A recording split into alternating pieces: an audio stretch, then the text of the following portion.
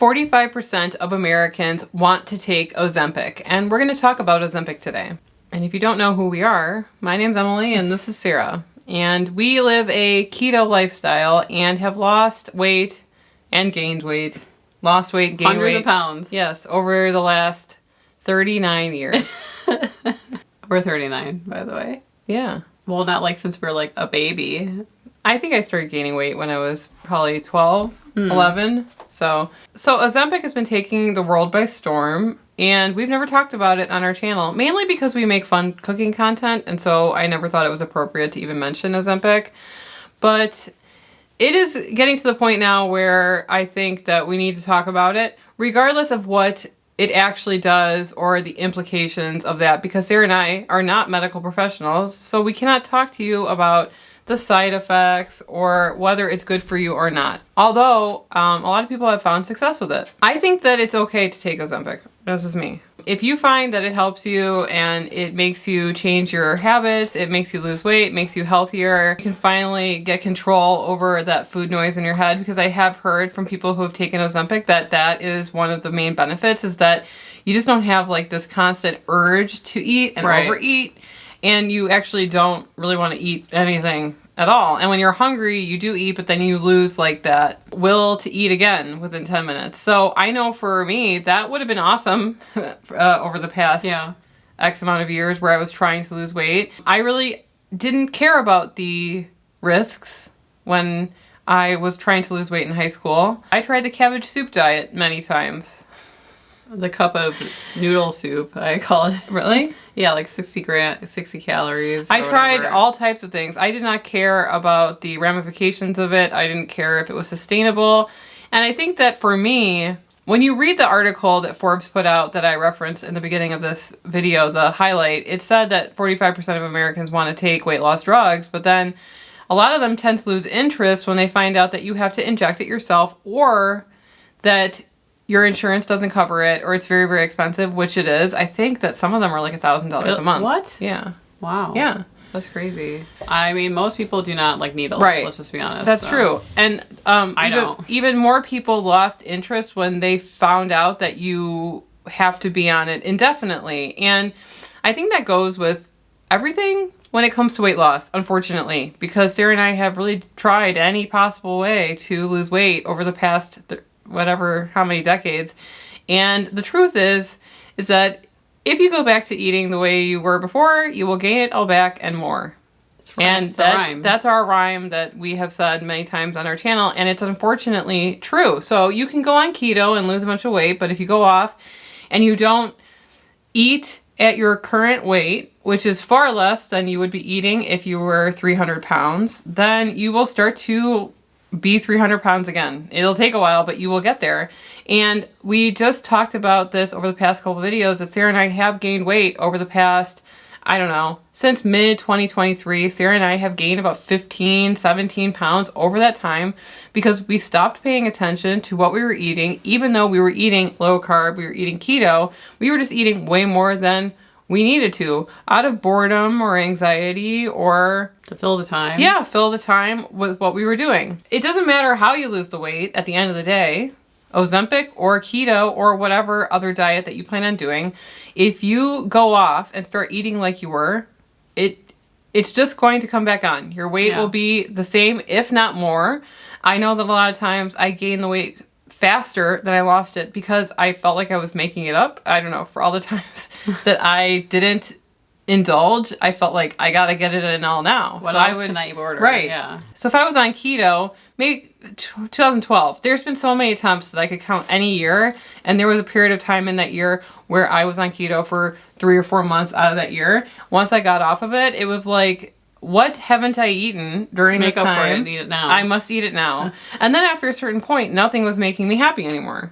That's when you know. That's when you know you have to get back on, because it's not doing it for you anymore. And there's no pleasure in it. So inevitably I would get back on and I would start to lose weight again. And honestly, I'm happy that I at least tried for some part of every year, because if I didn't, then I don't know what would happen to my health or my weight in that time. I could probably easily be triple the weight, because I had gone through periods of time where I did keto at least once a year for a couple of months and I would lose 20 pounds and I'd gain back 30 and then I would lose 30 and so that is my opinion on Ozempic, regardless of the cost, the side effects, is that it does help with food noise and that little evil thing on your shoulder that and says... that's the majority of what people are fighting most of the time is the food noise. Right. I know for me, it is pretty loud and time seems to slow down for some reason, incredibly slow. When you're like day one. Day one of keto. Day one of keto. Day this one is the of longest day of my life. Not even day one of keto, just like I'm going to eat cleaner today. I'm going to eat 1 meal a day. Yeah.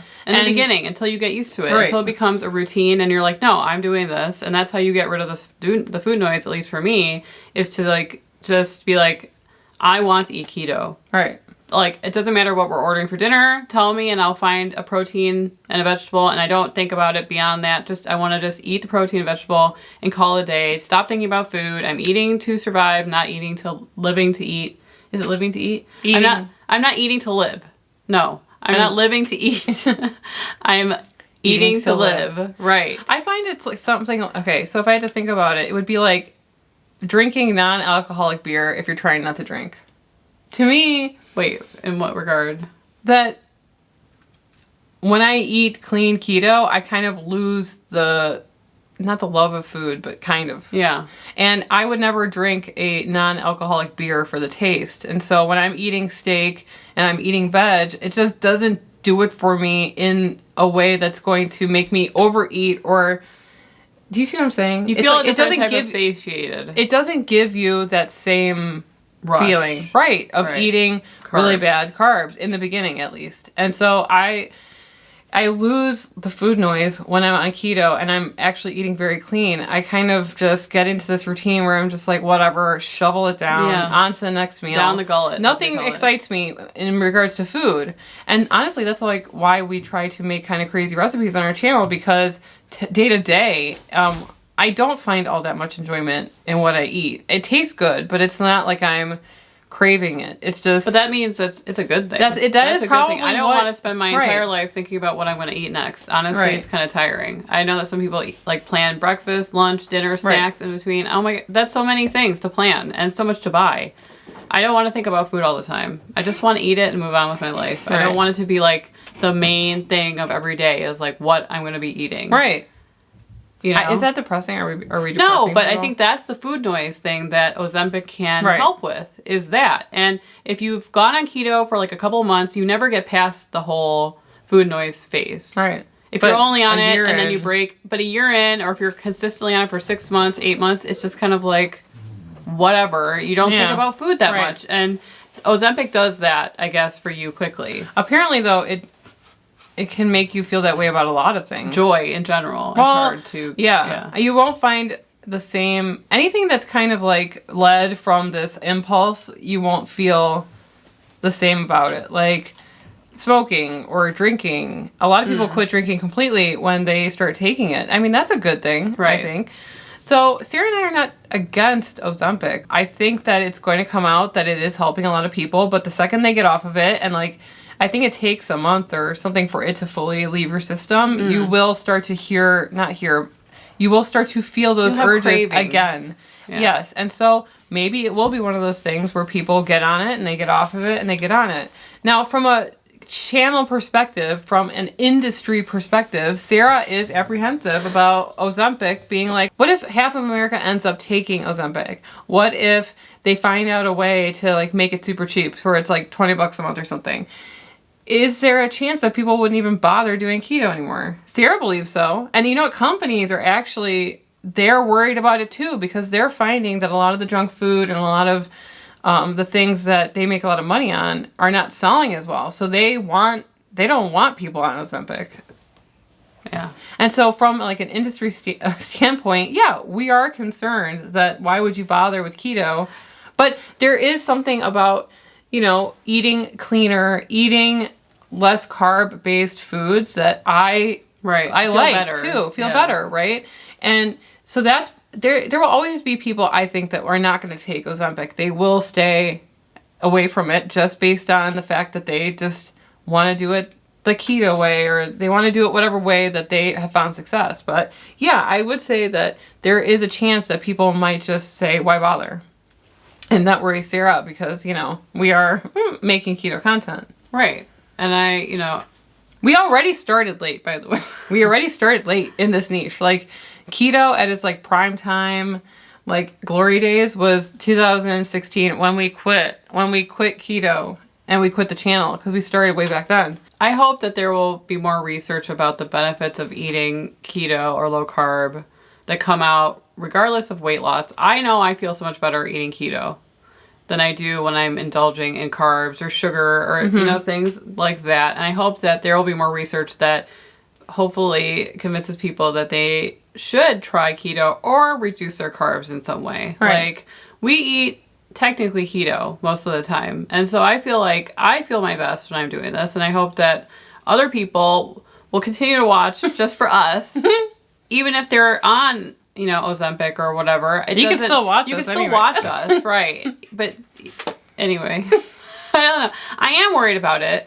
But I also think that it's going to be like one of those things where if you get off, just like with any other diet or fast or whatever, and you eat the way you ate before, you're going to gain the weight back. That's it.